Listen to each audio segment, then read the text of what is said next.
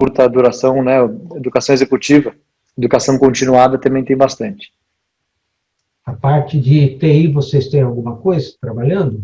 Parte de ciência de dados, essa coisa, tem feito alguma coisa nisso? Tem feito bastante coisa de ciência de dados, coisa de programação, R, Python, a gente tem feito bastante. Eu vi que vocês têm também a cooperação com algumas escolas lá de fora, né? Assim, algumas parcerias, não é isso?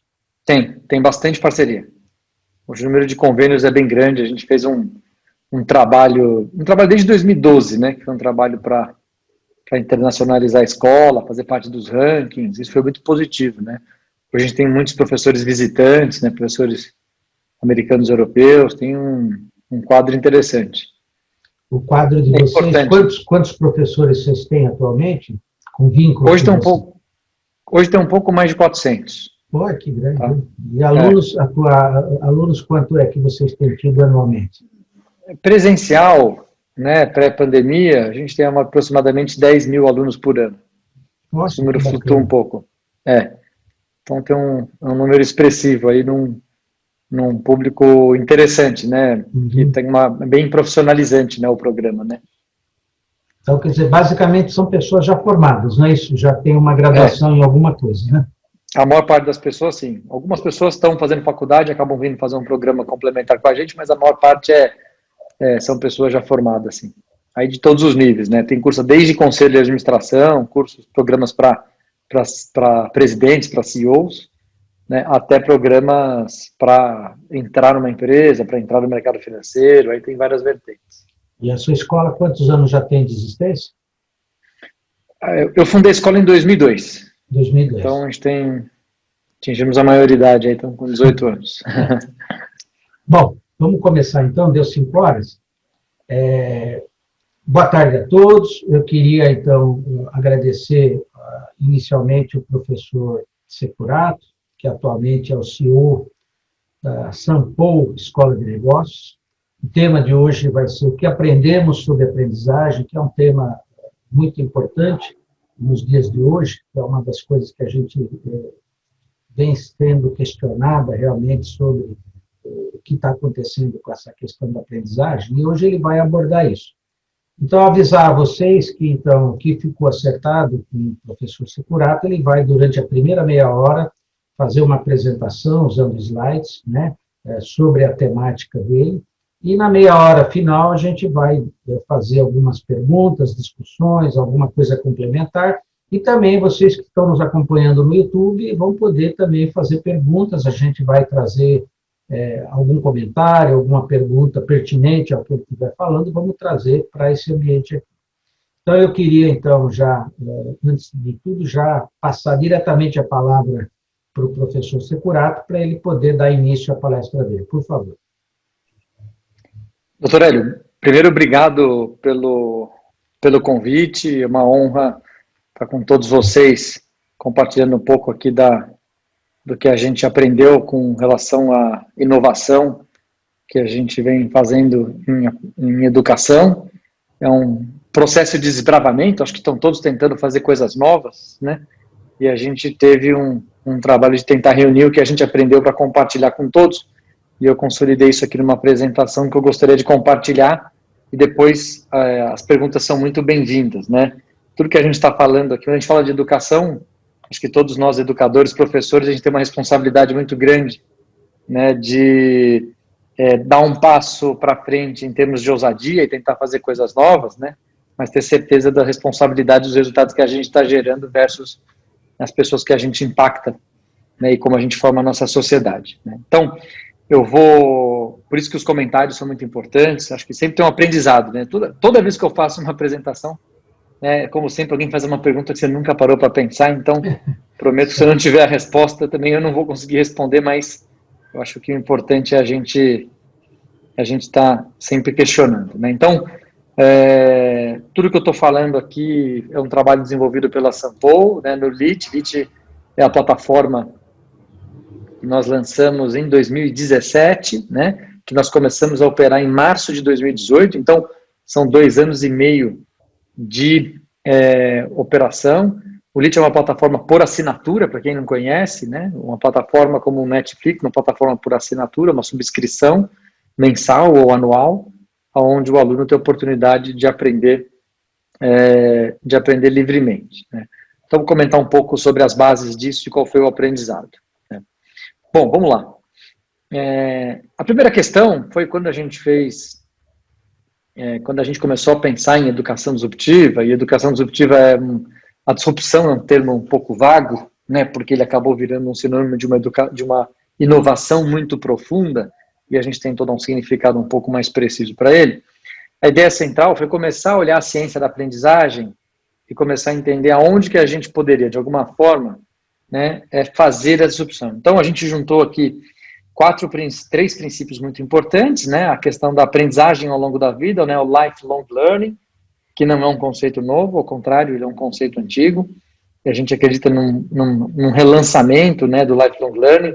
Tem gente que fala de life-wide learning, né? Que ele também não é só ao longo da vida, mas ele é ao largo da vida, no sentido de a gente poder aprender em qualquer lugar, a qualquer hora. E muita gente fala isso, eu quero explorar um pouco mais essa ideia. O conceito de otagogia é muito importante, né, onde a gente coloca o aluno como gestor e programador do seu processo de aprendizagem, e os princípios de andragogia, uma vez que o que a gente está endereçando são programas, né, educação voltada para adultos, né, a Sampo é uma escola de negócios, né, para quem não conhece, nós somos fundados em 2002, né, temos aproximadamente 10 mil alunos por ano, somos 400 professores, e entre as conquistas, acho que as mais importantes, a mais importante pelo menos, foi ser ranqueado pelo Financial Times como uma das melhores escolas para executivos do mundo por 5 vezes, né? Eu acho que isso colocou a gente numa posição de destaque durante esses anos, né? Com o Lite a gente conseguiu alguns outros ganhos que foram importantes, né? 2018 e 2019 a gente foi eleita né, por instituições diferentes como a instituição de educação mais inovadora do Brasil, isso pela IT Media, né, e pela McKinsey, Valor Econômico, né, num ranking de maturidade digital. Então, enfim, só para falar um pouco que a gente faz educação hoje muito voltada para adultos, né, principalmente programas de pós-graduação, programas executivos, embora a gente também tenha graduação. Mas por isso, né, da questão do foco da andragogia. A gente poderia também usar isso para pedagogia, a gente já tem vários testes voltados de uma aplicação de Lite para adolescentes, né, e crianças, principalmente acima dos 7 anos, né, mas hoje o que eu gostaria de focar é justamente nesses princípios aqui de ciência da aprendizagem, né, onde a gente pudesse criar um território, que é a intersecção desses conjuntos, para fazer a disrupção. Quando eu falo de disrupção, eu estou usando o conceito do professor Clayton Christensen. Esse é um professor de Harvard, né, infelizmente faleceu no ano passado, onde ele diferenciava a estratégia disruptiva como aquela estratégia em que a gente transforma algo que é caro, complexo e de pouco acesso em algo que seja mais fácil, uma coisa mais simplificada, mais barata e, portanto, muito mais acessível. Então, a estratégia disruptiva é justamente isso. E pareceu muito para a gente, quando a gente começou a pensar nisso, né, isso aqui a gente começou a pensar em 2016 para 2017, que a educação de qualidade em qualquer país do mundo, e no Brasil não é diferente, ela é uma coisa cara, complexa e de acesso a poucas pessoas. No final das contas, você tem a pontinha da pirâmide acessando a melhor educação. A gente fez umas contas, né, e a gente, me arrisco a dizer que 1% dos brasileiros tem acesso a uma educação de referência no Brasil. Não estou falando que não tem educação de qualidade, mas educação de referência. Quais são as escolas de referência? Tanto educação básica quanto ensino universitário. Quando a gente pega universidades, quando a gente pega escolas de referência, a gente está com apenas 1% dos nossos alunos nessas escolas. Por quê? Porque elas são caras, né? Ou seja, o processo para chegar a essa escola é caro, elas são de difícil acesso, ou seja, não é um produto, não é um serviço para qualquer um, né? Bom, a disrupção, então, no modelo de Christensen é como é que eu faço para uma coisa cara, complexa e de pouco acesso ir para o meio ou para a base da pirâmide. Então, essa é a ideia central que está por trás da plataforma Lite, né? Que para a gente norteou um pouco da base do que a gente vai fazer. Então, isso aqui é um pouco do alicerce que a gente colocou a disrupção da educação. Isso Para ajudar, a gente trouxe alguns princípios, né? O primeiro princípio é o princípio da aprendizagem ao longo da vida e em micromomentos. Então, a aprendizagem ao longo da vida é aquela ideia central que a gente vai aprender para o resto da vida, mas isso, eu cresci ouvindo isso, né? Ou seja, quem teve condições sociais de ouvir isso, né? Meu pai, um grande professor titular da USP, da PUC, né? Um professor dedicado, um professor que me ensinou tudo sobre educação, sobre ser professor, né? Sobre a responsabilidade da educação. Ele já me falava, filho, você tem que estudar, tem que estudar, tem que estudar. Papai, até que ano eu vou estudar? Bom, você vai estudar para sempre, né?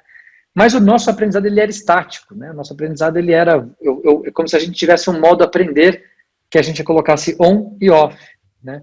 Então, e como a gente vai lá, faz um curso on, acabou o curso off, faz outro curso on, acabou o curso off. E a gente foi passando a nossa vida, né? A maior parte de nós somos já adultos, né? Eu tenho 42 anos, né? A gente foi levando a vida dessa forma. Então, o que a gente propõe, né? Que eu acho que o mercado, de forma geral, isso é bastante falado, é que a gente não desligue o modo aprender. O modo aprender, ele é constante, né? Como se um botão modo aprender fosse sempre on. Por isso que a metodologia, a gente deu o nome de on learning, né?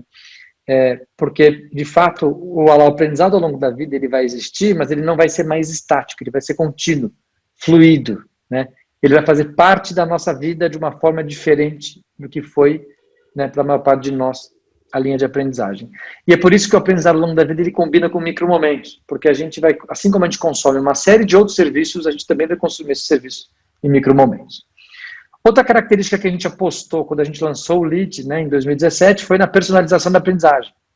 Se vai ser em micromomentos, ou seja, se eu tenho só 7 minutos para aprender algo agora, eu não posso demorar 7 minutos para chegar no curso que eu estou fazendo, para acessar o conteúdo que eu tenho. A gente vai precisar fazer isso de uma forma muito mais veloz. Então, muito mais eficiente, para aumentar o engajamento, né? O princípio básico de andragogia, né, de qualquer tipo de aprendizado, é que o aprendiz, ele tem que se identificar, né, e achar aquele conhecimento útil para ele, aquele conhecimento aproveitável para ele. E a ideia de personalização ajuda muito no sentido de engajamento. Outra tendência que a gente ressaltou em 2017 foi a questão da microcertificação, né? As certificações longas são importantes, a gente continua acreditando na graduação, no mestrado, no doutorado, nas pós-graduações lato sensu. O título continuará a ser importante, mas, na nossa opinião, ele será conquistado de uma forma diferente. Então, não é que ele vai ter menos responsabilidade ou que ele vai ser mais difícil ou mais fácil, mas que ele vai ser modulado, como um Lego que você junta as peças, né, e com micro certificações você empilha para ter uma certificação maior, sempre cumprindo, obviamente, requisitos regulatórios, né, que existem em qualquer país, não vai ser diferente, também temos no Brasil. Aprendizagem em redes sociais, né, a base disso é a antiga comunidade de práticas, né, não tem nada de novo na comunidade de práticas, só que tem uma coisa importante na comunidade de práticas, né? A gente tem uma vantagem da rede social ensinar as pessoas a se relacionarem de forma muito mais rápida, muito mais direta, muito mais veloz, muito mais instantânea. Então a questão é como é que a gente começa a trazer práticas de redes sociais para uma lógica de comunidade uma loja de comunidade de prática. E aí juntar o aprendizado nessa ideia de rede social.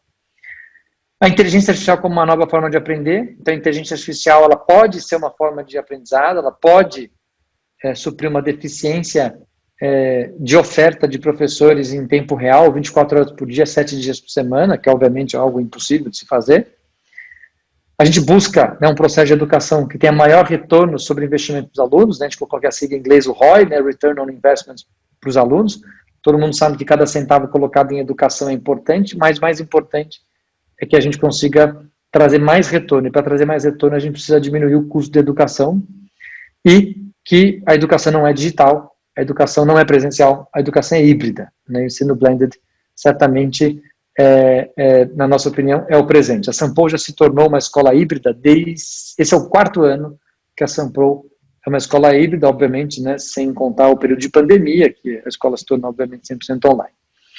E, abraçando todos esses conceitos, a gente ainda tem um outro conceito, que é o conceito de uso de dados com inteligência artificial e machine learning, para tratar esses dados, para a gente poder ter esses dados todos aqui. Eu interrompi meu vídeo por causa da qualidade da banda aqui, para não prejudicar meu áudio, tá? E para a gente poder tratar todos esses dados, eu vou falar muito sobre dados daqui a pouco.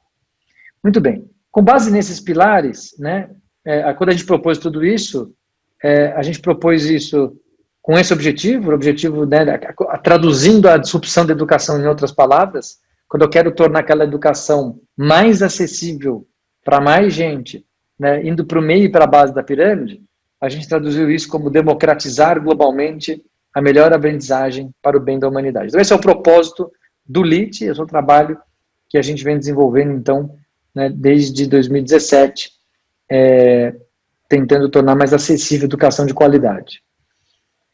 Por que dividir o que a gente está aprendendo? Né? Basicamente porque democratizar a aprendizagem não é um segredo, né? É uma prioridade, é o único caminho, e a gente realmente acredita que as escolas que não se virarem para processos mais colaborativos, para processos mais transparentes, para os processos que tenham mais responsabilidade social e que, de fato, assumam um papel mais forte nesse processo de educação ampla, né, são escolas que vão ficar para trás. Né? Então, a gente acredita nisso, então a gente faz isso.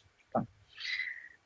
Muito bem, vamos para os aprendizados. Né? A gente sabe que a aprendizagem é por definição humana, eu vou falar muito de inteligência artificial e a primeira reação é pensar em inteligência artificial como um robô que vai exterminar nós seres humanos da Terra e dominará tudo que nós estamos fazendo, ou em algoritmos, né, de redes sociais que vão escravizar e alienar a gente e tal. E, enfim, a gente não acredita nisso. A gente acredita que a aprendizagem humana vai continuar humana e que a tecnologia, como sempre, pode fazer com que a gente tire tarefas repetitivas e de baixa interação social para que a gente possa fazer atividades que sejam de cunho realmente mais humano. Né? Muito bem. Aqui tem algo que a gente acredita muito. Né? A aprendizagem ela está sendo reinventada por essas características aqui. Né? O professor Richard Elmore, de Harvard, tem um modelo de educação que eu acho bem interessante. Ele mostra a variação, né? Educação mais estruturada e menos distribuída, menos estruturada e mais distribuída, mais coletiva e mais individualizada. Né? Então, uma estruturação, uma aprendizagem, uma estrutura individual é mais clássico, uma estrutura coletiva é uma sala de aula, né? Com um pouco mais individualizada, né? Mas um pouco mais distribuída, ou seja, e uma distribuição coletiva, né, da aula. Então, da organização. Então, a grande questão aqui é que se a aprendizagem é humana, e cada humano é singular, cada humano é um humano, cada pessoa é uma pessoa, nós somos seres diferentes, a aprendizagem ela é diferente, a aprendizagem também é singular. E o mais interessante é que a gente pode estar nos 4 quadrantes, sem nenhum problema, aprendendo ao longo da vida e ao largo da vida por formas diferentes. Eu posso aprender em conjunto numa sala de aula, eu posso aprender de forma coletiva fora da sala de aula, eu posso aprender sozinho de uma forma estruturada ou não estruturada, e isso é muito importante. A ideia de juntar a ciência da aprendizagem com a ciência de dados é algo muito importante, né? É algo bastante importante. Né? Então, a ideia central para a gente é como é que a gente, explorando a ciência da aprendizagem, consegue juntar a ciência de dados. Né? E por que isso é muito importante? Isso é muito importante porque nesse ciclo virtuoso de ciência de dados, de ciência de inteligência artificial, de machine learning, o aluno, né, ao usar uma plataforma, ao usar o LIT, ele gera dados. Esses dados permitem com que a gente entenda o comportamento coletivo do aluno, dos alunos, e o comportamento individual de cada aluno. E permite que a gente possa melhorar e otimizar a jornada de aprendizado do aluno, devolvendo para esse aluno uma experiência otimizada. Isso acontece todos os dias, isso acontece semanalmente, ela melhora um pouquinho essa experiência. Aí o aluno usa de novo, gera mais dados, esses dados são tratados em tempo real, com profundidade, e o tratamento desses dados faz com que a gente consiga refinar um pouquinho mais a jornada. Né? E esse processo que é exponencial, porque ele é melhor em cima de melhor, em cima de melhor, em cima de melhora, ele faz com que você tenha um produto dinâmico, e não um produto estável, que é algo, né, que nós tínhamos há pouco tempo atrás, e que, enfim, muita gente ainda tem um produto único, que não melhora, ele melhora quando você para fazer revisão do produto anualmente, semestralmente, ele para quando você faz revisão de grade periodicamente, né? E a ciência de dados permite que a gente faça isso em tempo real, ou seja, não existe mais versão do curso, não existe mais versão de absolutamente nada, existe todo dia uma versão nova, né, que é otimizada com base em dados.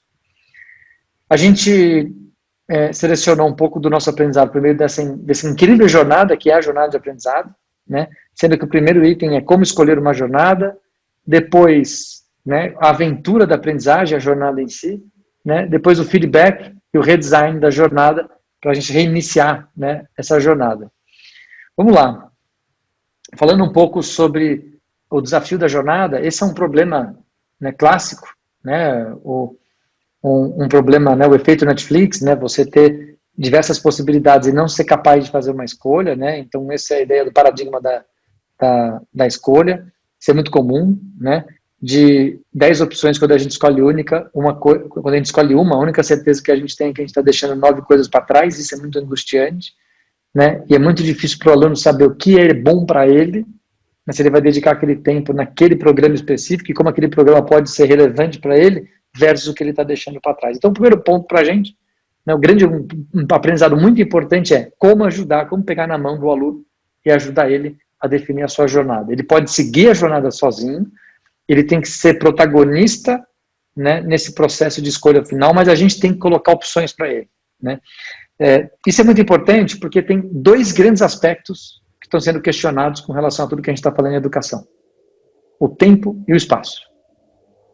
E são 2 fatores que a escola, de forma geral, a escola, a universidade, a instituição de ensino, ela tem por característica. O grande ponto de segurança histórico das instituições de ensino é o tempo e o espaço. Eu digo onde aprender e eu te digo quando aprender. Esses fatores sendo questionados, eles fazem com que a gente tenha que repensar a forma pela qual o ambiente escolar será designado, para que ele será feito, isso tem que ser redesenhado, e o tempo de aprendizado também. Então, isso entra um pouco nessa lógica. Não cabe a nós dizer, aluno, faça isso, cabe a nós dizer, alunos, há estes caminhos com esses benefícios, você escolhe. Muito bem. Trilhas de aprendizagem se mostraram absolutamente úteis nesse processo, então, ao mostrar trilhas, você mostra encadeamento, você mostra uma sequência lógica, né? E ao mostrar trilhas, então, foi um caminho que serviu, foi útil, a gente teve dados importantes. Ao trazer um novo jeito de fazer um programa de MBA, porque como é que é um programa de MBA? Você se inscreve num programa de MBA e faz um programa de MBA pré-determinado. O que a gente fez foi diferente. A gente deixou os alunos fazerem os créditos que eles quisessem, acumular os microcertificados que eles quisessem, e aí um dia a gente chegou para eles e falou assim, aluno, você entendeu que você praticamente fez o MBA? Ele falou, não sabia. Pois é, você quer a certificação? Quero. Ah, legal. Então, olha, você faz esses requisitos do Ministério da Educação, você tem, enfim, aqui uma série de temas para poder aproximar. Então, essa liberdade, né, aumenta o engajamento, né? Isso é super importante. Aqui tem um pouco, né, do número de cursos que a gente foi colocando dentro do LIT, né, até março de 2020, né, março de 2020 foram 2 anos de plataforma, portanto, né, 133 cursos diferentes. Uma coisa importante dos dados, quem definiu quais foram os cursos feitos aqui? A gente? Não, aquele ciclo virtuoso de inteligência artificial, ou seja, o aluno ao usar a plataforma nos deu indício de quais seriam os próximos cursos que a gente deveria produzir, desenvolver, e foi assim que a gente fez. Outro ponto importante é a questão de personalização da aprendizagem, isso foi super importante. Mais de 40 mil alunos usaram as ferramentas de personalização. Eu não vou me alongar na parte de personalização, mas a gente tem 2 formas importantes, o que aprender e como aprender. O que aprender ao você se deparar com um curso que você escolheu, curso de estratégia, de marketing digital, de gestão de projetos ágeis, etc., ao escolher aquele programa, você conversa com a inteligência artificial do LIT, que se chama Paul, né, em homenagem ao nome da escola, de São Paulo. Você conversa com o Paul, e ao conversar com o Paul faz um assessment com você, faz uma avaliação de conhecimento prévio. Depois desse assessment, o Paul fala, isso aqui você já sabe, isso daqui você não sabe.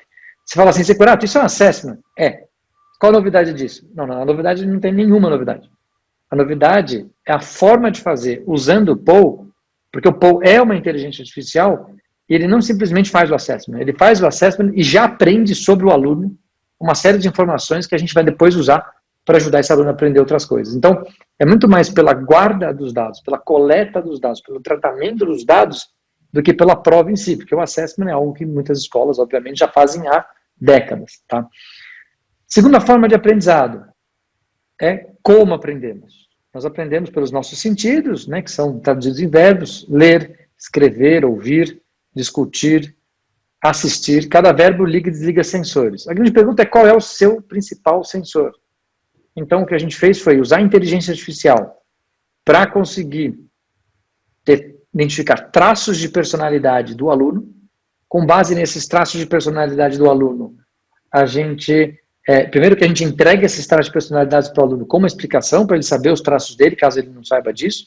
Né? Isso no mercado, um teste como um MBTI ou outros, um teste que custa R$300, R$500, então acho que isso tem um valor para o aluno, a gente faz isso usando inteligência artificial por centavos, está aí um processo já de democratização importante. E depois a gente criou um algoritmo que diz: pessoas com tais traços de personalidade aprendem de tal forma. Né? Isso é muito importante, por quê? Porque, por exemplo, pessoas com traços de personalidade diferentes, de fato, se mostraram aprender, né, e reter conhecimento e ser avaliadas, né, de formas diferentes. Pessoas mais extrovertidas, no início, né, tinham 2,5 pontos a menos de média nas avaliações feitas quando comparado a alunos menos extrovertidos, né? O que não faz sentido, e ao mudar a forma de aprendizado e adequar os próprios algoritmos com formas diferentes de aprendizagem para os alunos mais extrovertidos, a gente conseguiu fazer com que esses alunos chegassem aos mesmos níveis de aprendizagem dos alunos menos extrovertidos. Então, isso foi um fator super importante, por exemplo, para mostrar como a personalidade gera resultado. É um aprendizado que a gente vai continuar acessando fortemente.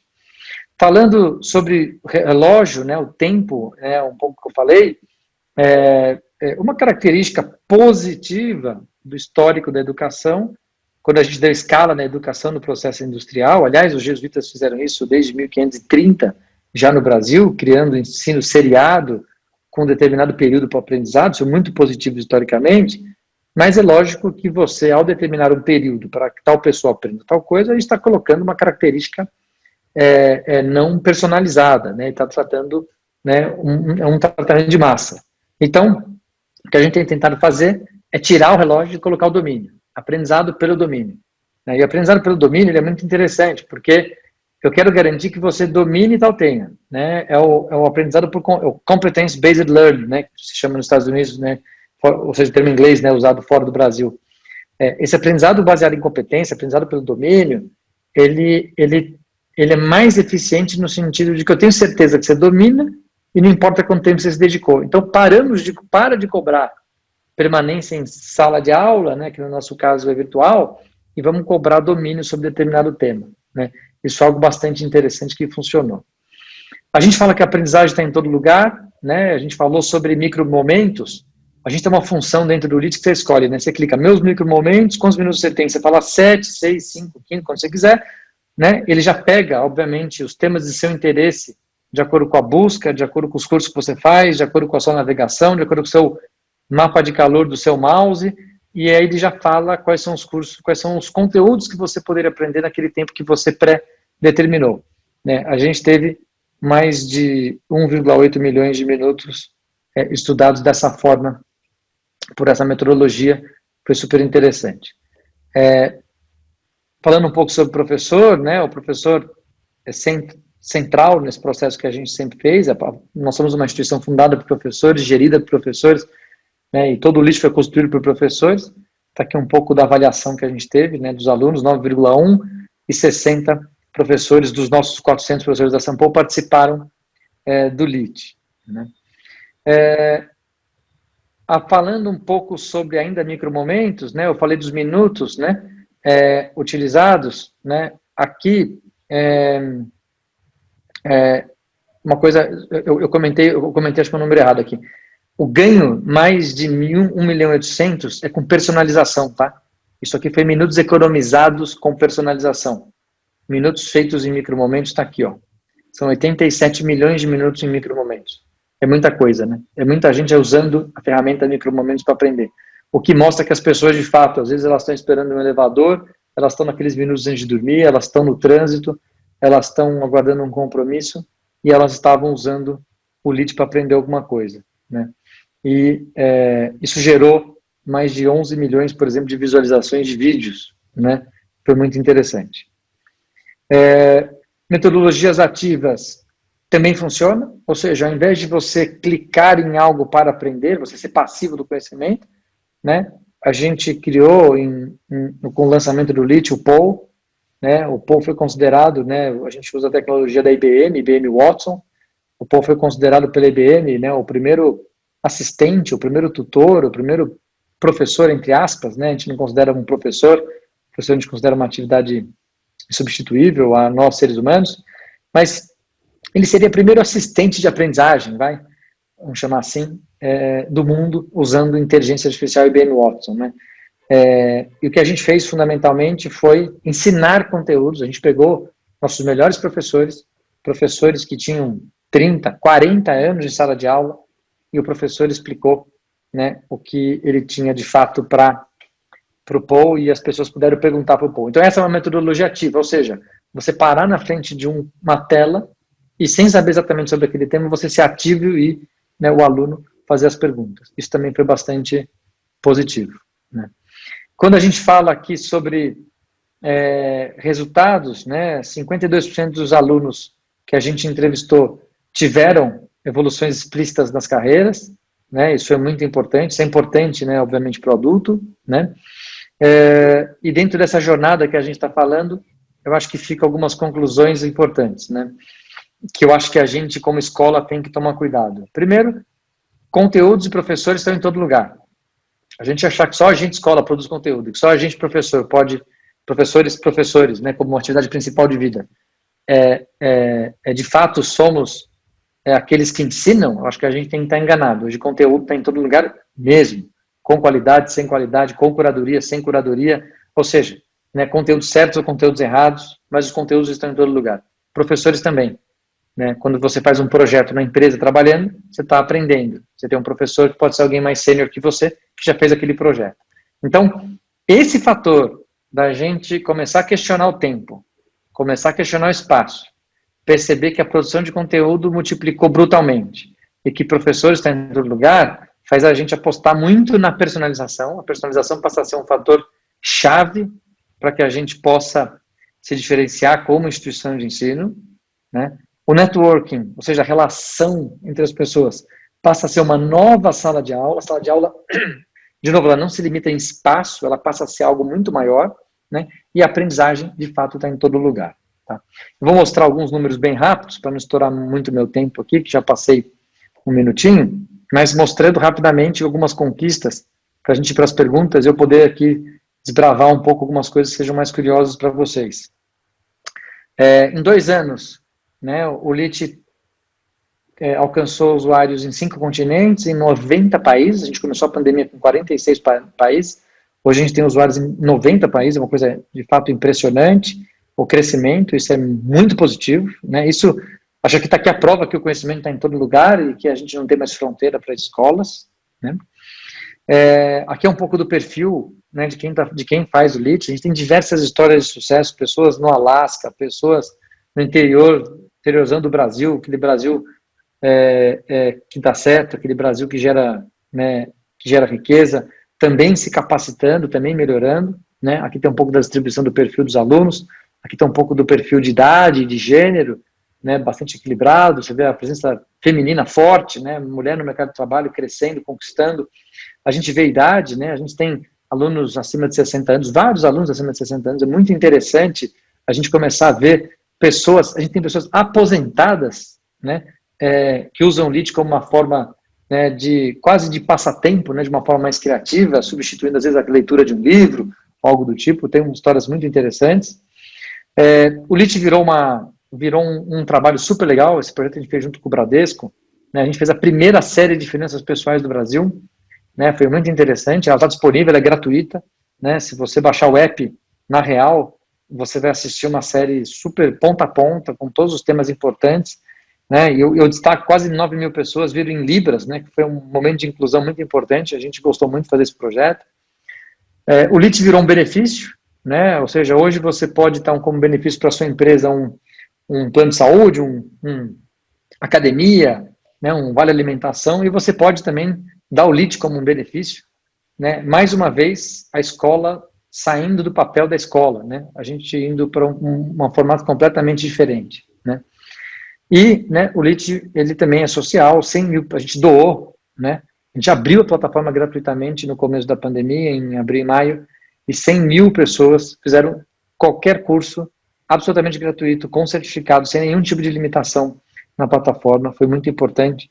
A gente criou vencedores, a gente deu utilidade ao tempo de pessoas no momento crítico, né, da pandemia. A gente ficou muito feliz por causa disso, tá?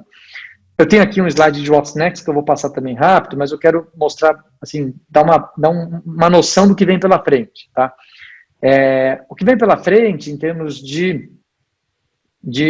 conteúdo, é muitos cursos novos.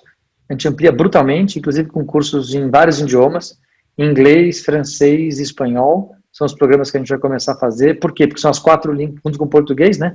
São as línguas mais faladas do mundo como primeiro e segundo idioma, né? De primeiro idioma nativo e segundo idioma. Internacionalização, portanto, por causa desses conteúdos, né? A gente vai continuar trabalhando para que o LIT seja mais acessível. Então, como é que a gente faz para reduzir nosso custo e reduzir o custo da licença? Isso vai ser o que a gente vai fazer. A gente vai ter muita coisa de dados, muita coisa de dados. A ideia de dados é uma coisa que eu posso explorar, se vocês tiverem interesse, tem muita coisa importante. Os dados nos mostram muitos aprendizados. A gente está trabalhando com várias tecnologias, tá? Para conseguir fazer isso, né? Então, para conseguir aumentar dados. Então, por exemplo, reconhecimento facial, você atrelar o movimento de face ao processo de aprendizado ou não aprendizado, análise de sentimento, tudo isso ajuda a gente a colher dado e entender o aluno para se antecipar. Esse aluno vai desistir do processo de aprendizado. Esse aluno está com dificuldade neste vídeo. Esse aluno precisa de ajuda em tal ponto. Ou não, esse aluno, ao ser exposto a tal coisa, aprende mais. Então, são coisas importantes, né? A gente está de olho na parte de realidade virtual, realidade aumentada, realidade mista. Isso ainda não é como a gente gostaria que fosse. A gente já desenvolveu, né, certificação com base em blockchain para garantir a acuracidade de dados. A gente está vendo aí, infelizmente, muitas pessoas que não estão dizendo ser formadas em uma série de coisas que não são. O blockchain vai ajudar isso, tá? E a gente também deve, muito em breve, voltar para um processo de voz, em que o Paul vai te ajudar no seu processo de aprendizado de uma forma mais ampla, né? A voz, com certeza, vai ser uma virada daqui a 5 anos. Todo mundo vai usar a voz no celular para tudo, embora muita gente não use, vai ter uma virada forte. Essa virada de forte a gente não vai ficar de fora, tá? Então, é basicamente isso, né? Se alguém quiser baixar o relatório, é só colocar o celular nesse QR Code, né? E você pode baixar um relatório, que é o relatório de impacto do LIT, né, de 2 anos de atividade, né? E eu fico por aqui para a gente poder bater papo e ver algumas perguntas, tá? Beleza, nossa, obrigado, viu, doutora? Muito bom. Eu realmente não esperava ver tanto avanço como vocês conseguiram ao longo desses tempos aí. Queria começar a perguntar um pouco sobre o LIT, realmente, né? Essa é uma plataforma desenvolvida externamente, em que vocês, então, compram um espaço de utilização, é isso? Como é que funciona o LIT? O LIT é uma plataforma 100% proprietária, a gente desenvolveu 100% da arquitetura dessa plataforma, tá? E no fundo, para a gente, né, o que a gente fez? A gente desenvolveu uma primeira camada, que é a camada que o aluno vê, que o usuário vê, né? Ele vê uma tela, né, que é uma tela com um design, obviamente, muito bem elaborado, e atrás dessa tela a gente tem diversas tecnologias embutidas lá dentro. A gente tem um LMS, a gente tem a inteligência artificial, a gente tem um streaming de vídeo, a gente tem uma biblioteca com 10 mil títulos, a gente tem uma série de serviços, né, fatiados de inteligência artificial para saber personalidade, para ler sentimento, ou seja, aí você tem uma série de outros serviços aqui dentro. A gente tem toda uma base de tecnologia, por exemplo, para apoiar o usuário. O pessoal fala assim, não, nosso aprendizado é em qualquer lugar, né? Eu não acho que o aprendizado online é em qualquer lugar, né? É em qualquer lugar desde que você tem uma boa internet, um bom computador para você poder acessar, né? No LIT a gente tem uma tecnologia que a gente consegue, obviamente, com autorização do usuário, a gente sabe o celular que ele usa, a gente sabe a versão do aplicativo, a versão do sistema operacional que ele tem, a gente sabe a banda de internet que ele tem para poder otimizar 100% da experiência dele, né? Reduzindo ou aumentando o volume. E, obviamente, ele pode assistir offline também tudo isso, né? Como um Netflix. Então, isso é muito bom. Por quê? Porque ele pode, de fato, se conectar, baixar conteúdo na capacidade do celular dele, né? Porque a gente personaliza esse conteúdo que ele consegue baixar, aí ele vai para um trânsito, pode, enfim, entrar num fretado, né? Quando as pessoas usavam fretado, né? Ou pode ir para um local onde tem uma internet mais rara. Então, de fato, a tecnologia é 100% proprietária. Para o aluno, é uma assinatura, né? O LIT custa aproximadamente R$100 por mês, então ele vai gastar R$1.000 no ano para, durante 12 meses, aprender o que ele quiser, né? E ele não precisa pagar absolutamente nada extra. A única coisa que ele tem que, se ele quiser reconhecer os créditos dele num programa de MBA, ele paga um valor extra, né, para o agente certificador, que no caso é a própria Sampo. Tá? Mas os certificados, os microcertificados, todos lá dentro, por exemplo, todas as ferramentas estão lá dentro, dentro do LIT. Tá? Agora, o aluno regular do Sampo, né, que entra para fazer uma pós-graduação, ele automaticamente usa esse LIT dentro da contratação do curso que ele fez, é isso? Isso, com certeza. Né? Todos os alunos A Sampo se tornou uma escola híbrida, né? Como eu comentei, esse é o nosso 4º ano. Antes do LIT, a gente já tinha feito um processo para inversão da sala de aula, e agora com o LIT isso ficou mais fácil ainda, né? Então, a gente deixa a aula expositiva dentro do LIT, onde o melhor professor daquele tema consegue expor o conteúdo, né? O aluno pode assistir quando quiser, a hora que quiser, na velocidade de vídeo que ele quiser. Ele pode acelerar o vídeo, pode fazer um vídeo mais lento, ele pode voltar e assistir novamente, ele pode tirar dúvidas com tutores, a gente responde qualquer dúvida na plataforma em 48 horas, né? E a gente vai para a sala de aula com um novo significado. Então, a sala de aula invertida ela é muito importante, porque ao ir para a sala de aula, a gente não vai para uma sala de aula para uma aula expositiva, a gente vai para uma sala de aula para resolver um problema real, para colaborar, para fazer resoluções de problemas complexos e problemas caóticos. Ou seja, a gente vai para viver o dia a dia, que é o dia a dia que se vive numa empresa, né? E não para fazer um jogo treino, né? Não para ficar num ambiente tão controlado, ao contrário, né? E aí tem, enfim, várias otimizações. Então, para a Sampo, o uso do LIT é muito importante. Então, a maior parte dos programas, os alunos, eles sim ganham também uma licença já de LIT para acompanhar seu desenvolvimento. A outra questão também é a seguinte, esse processo todo que vocês desenvolveram, como você falou, a tecnologia do desenvolvimento do LIT foi feito dentro da própria Sampo, por pessoas, por recursos humanos que vocês têm já dentro da escola, é isso? Isso. A gente trouxe um time, o time foi reforçado, né? A gente não tinha um time tão especializado assim em desenvolvimento de tecnologia. Então, a gente trouxe o Marcos, né, que é o líder da área de tecnologia do LIT, né? Ele foi apartado da Sampo e ele fez toda a construção da arquitetura do LIT para a gente conseguir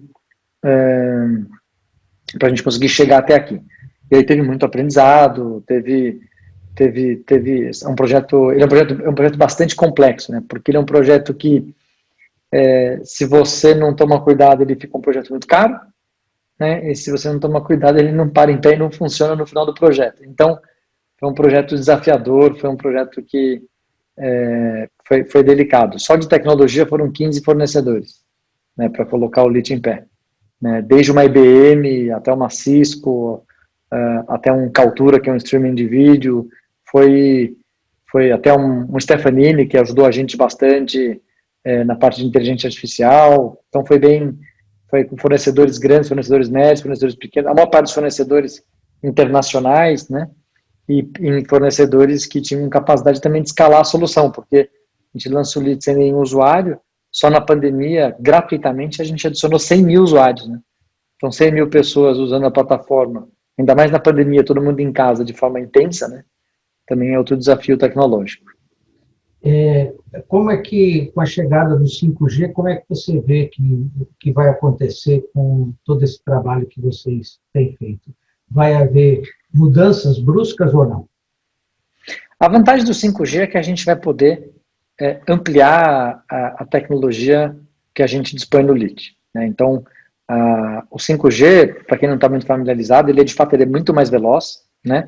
Ele tem uma capacidade de entrega brutal, é muito maior do que o salto do 3G para o 4G, né?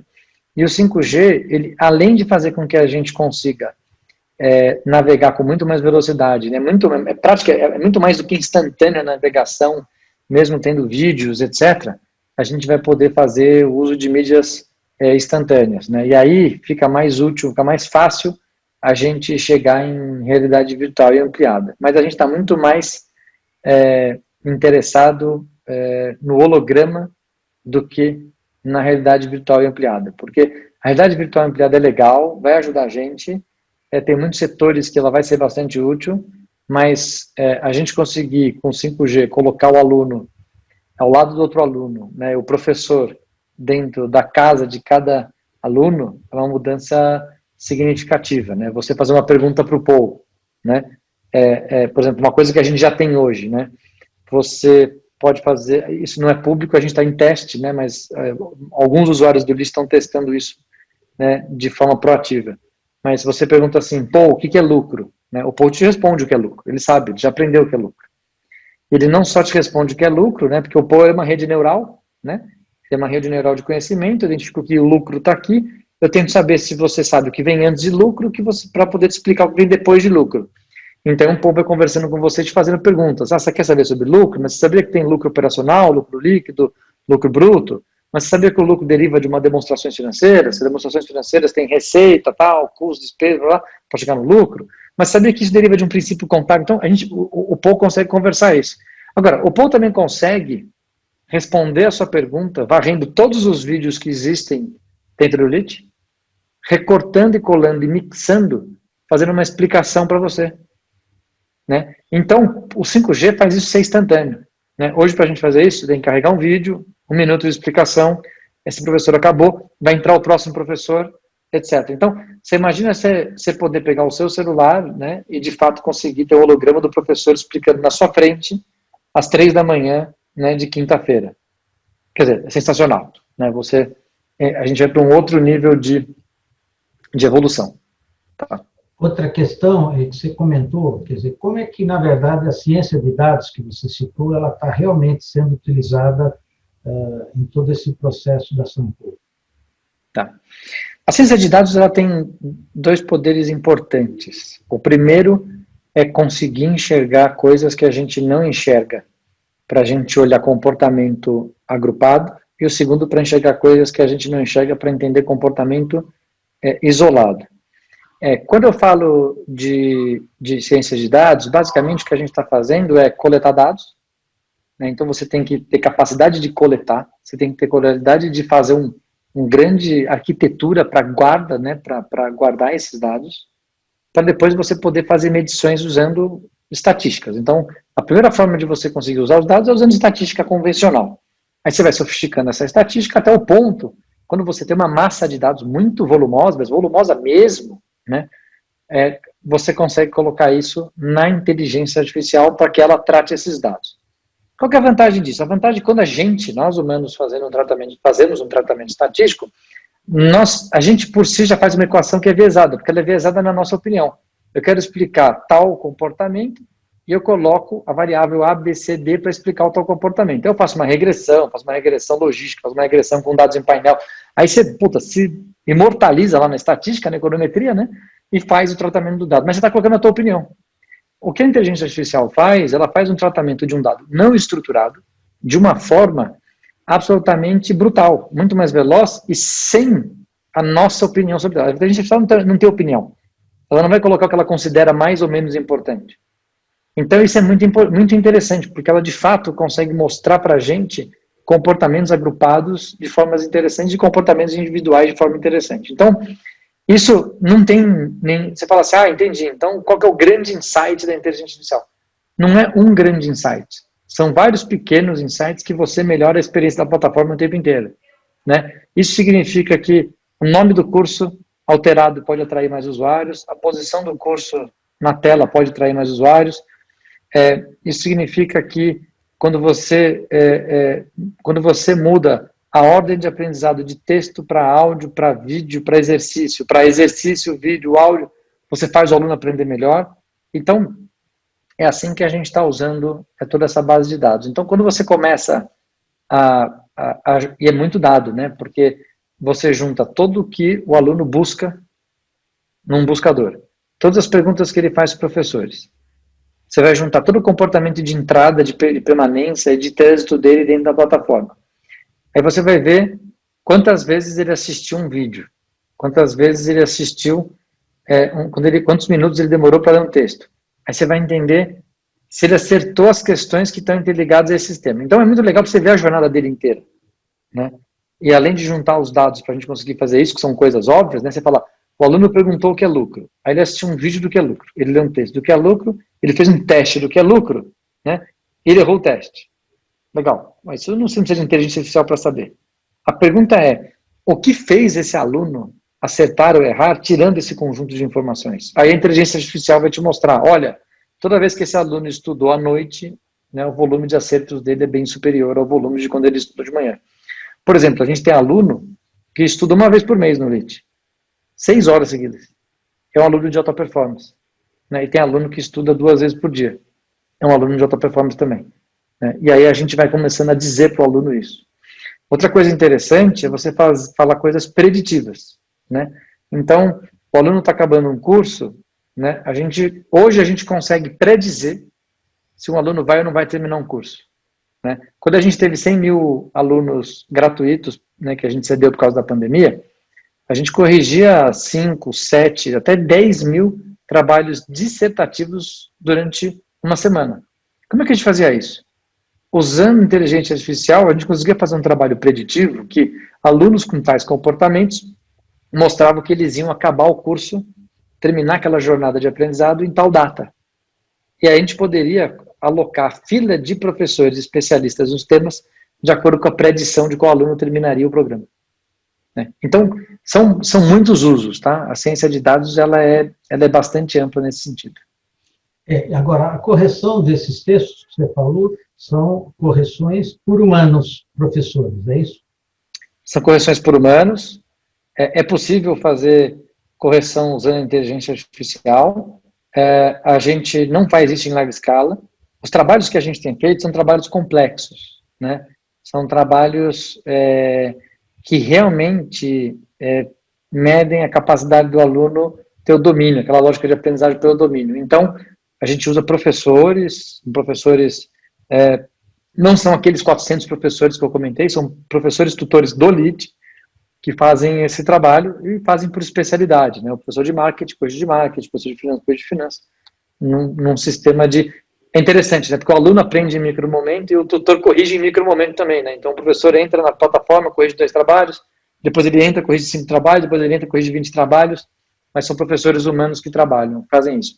A gente acredita que é possível substituir por máquina, mas a gente tem muita calma nisso, a gente tem ainda algumas ressalvas com a qualidade da escala nisso, dada a sofisticação dos trabalhos que a gente tem colocado.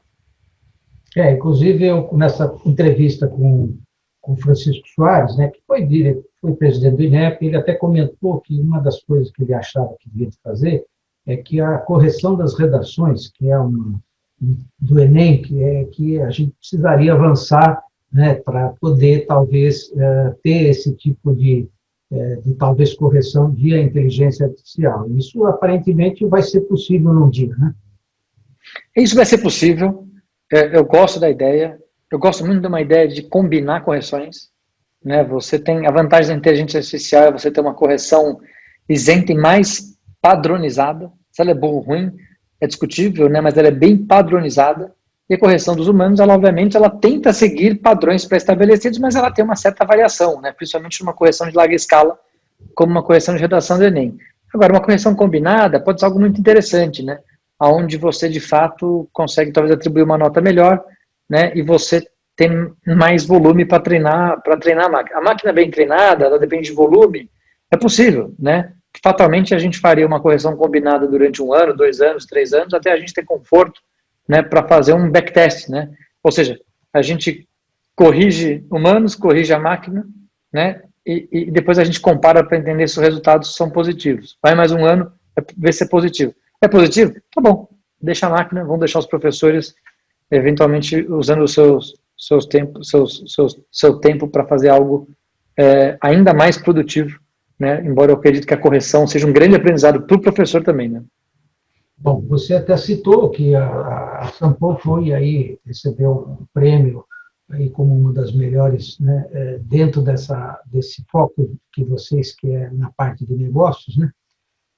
Me dá uma ideia, se possível, até para quem está nos acompanhando, dessa questão do custo, né, para uma pessoa poder estar fazendo um desses cursos de vocês, né? Como é que seria, porque com tanta tecnologia, com uma equipe de professores, de tutores, da plataforma, é claro que tudo isso tem um custo, né?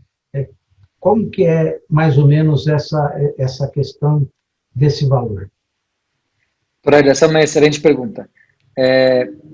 Na Sampo, né, a gente é uma escola que, não vou dizer que o custo de um programa é caro, né, ou barato, mas ele é um valor alto, né, e que, embora a gente tenha cerca de 10 mil alunos por ano, 10 mil alunos num país como o Brasil é relativamente pouco, né, nós somos 210 milhões de pessoas.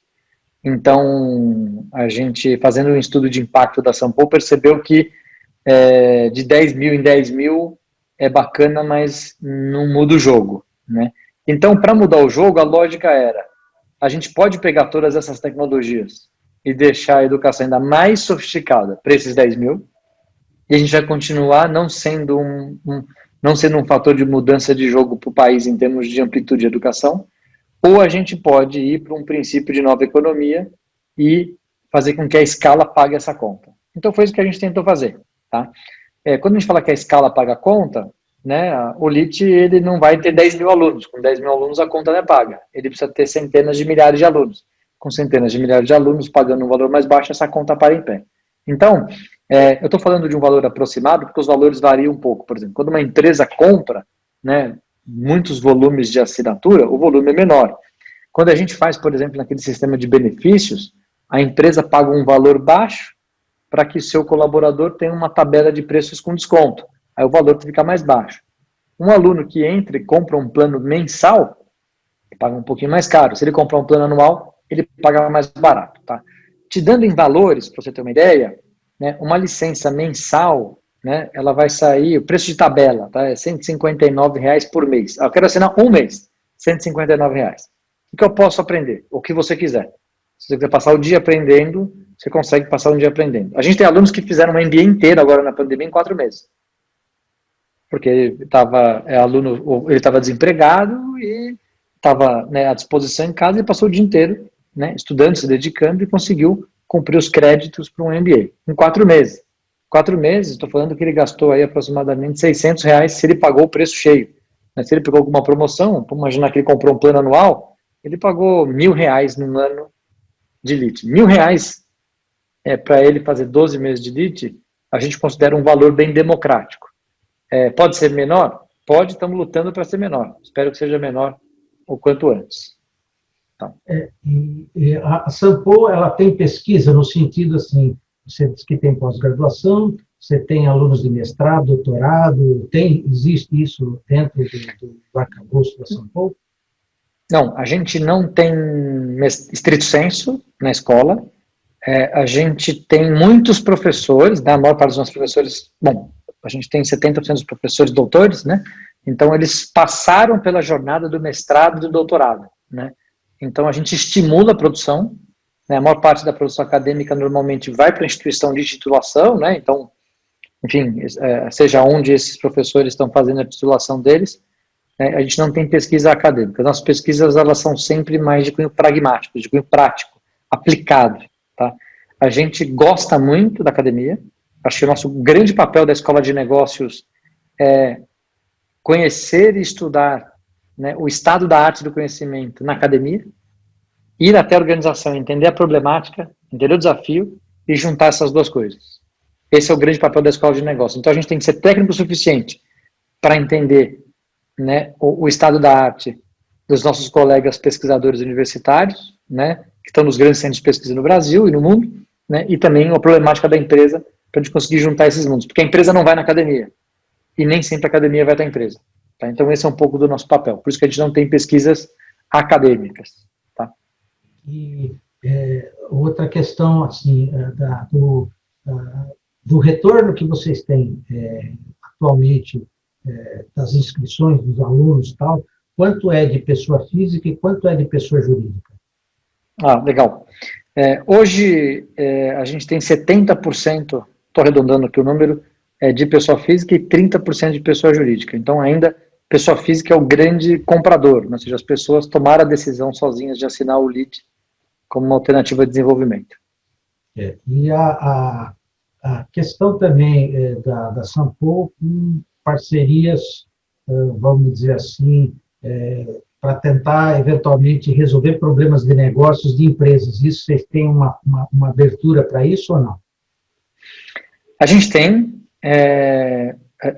normalmente a gente faz isso com as empresas que são nossas clientes, né, em programas in company, em programas customizados, né, então elas normalmente têm um problema real a ser resolvido e a gente leva esses problemas para os nossos alunos de MBAs, por exemplo, ou de pós-graduação, para eles de forma colaborativa resolverem. A gente faz isso, funciona, é bem interessante. Algumas empresas, inclusive, remuneram os alunos pela conquista de opções de soluções, né? A gente tem feito algumas maratonas, né? Igual você tem aquelas maratonas de tecnologia, né? Que você põe uma problemática e todo mundo tenta resolver, né? E você premia a melhor solução. Então, tem questões desse tipo, sim. Isso é bastante saudável, né? Para ajudar o jovem, né? Principalmente os mais jovens, a acumular experiência, né? Em problemas que eles ainda não foram expostos no ambiente de trabalho. Está aqui nos acompanhando o professor Isaac Reutemann, que é um colega nosso do grupo também. Ele fica assim: como ficam no processo de escrita o amadurecimento e controle das emoções e a educação para a cidadania? Legal. Esse é um excelente ponto. Um dos princípios que a gente tem dentro do OnLearning é que a educação que a gente acredita é uma educação híbrida, não é uma educação digital. A ideia central é que a gente pode adiantar, otimizar, personalizar muita coisa pelo digital. Eu bati muito na educação ser humana justamente pelas questões até socioemocionais, né? O desafio é socioemocional, não tenho a menor dúvida, né? Quando a gente fala de futuro do trabalho, né, a gente tem um eixo, por exemplo, né, de um eixo atividades muito repetitivas e pouco repetitivas, né? E você tem aqui mais criativo, né? Alta interação social e baixa interação social. Então, aonde está o quadrante humano? Tudo que for de menor interação social e que for atividade repetitiva, como sempre, as máquinas vão pegar para elas para fazer. Claro que agora a máquina está mais veloz, vai fazer mais rápido e vai pegar um pedaço melhor disso, né? É por isso que fala 40% do trabalho, né, será extinto, né? Não é que 40% do trabalho será extinto, né? Você não para o mundo, né? Como é que o mundo trabalha se acabar 40% das posições?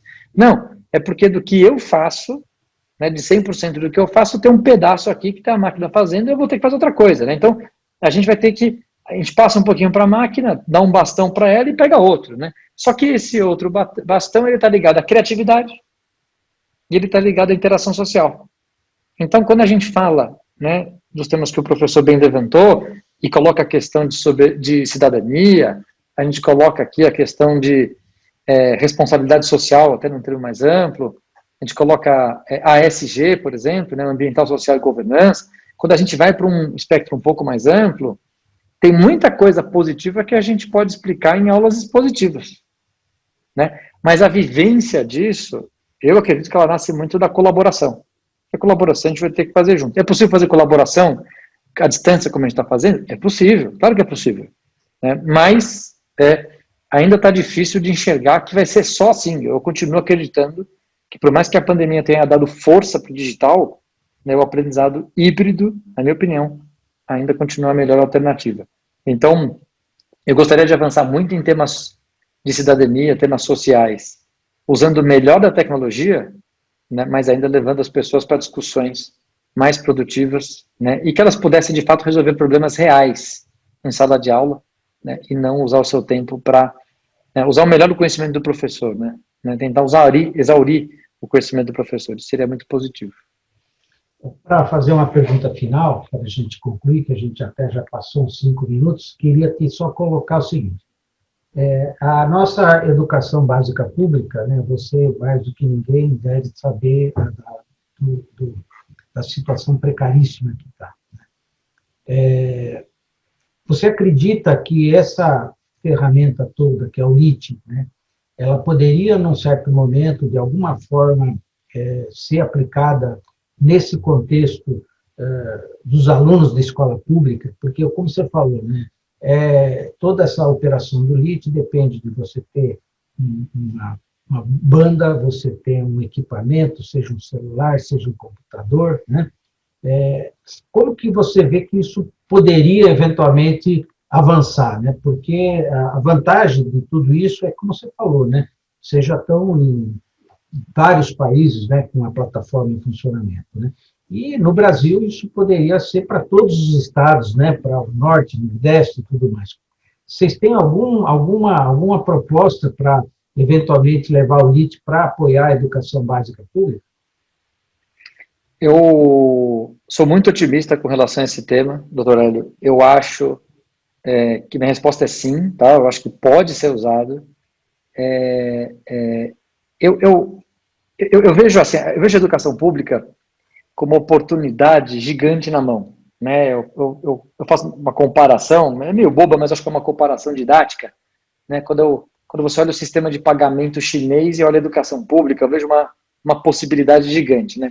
O sistema de pagamento chinês, alguns anos atrás, quando você ia para a China, você tinha que usar dinheiro, né? Porque não aceitava cartão de crédito. A gente chegava com o nosso cartão de crédito, como a gente foi para qualquer país do mundo, e não funcionava, você tinha que pagar em dinheiro, né? Aí você fica um tempo para você ir para a China, você volta para a China, né? Você fala, bom, agora você vai com dinheiro, né? Porque agora o cara vai, senão não consigo comprar nada.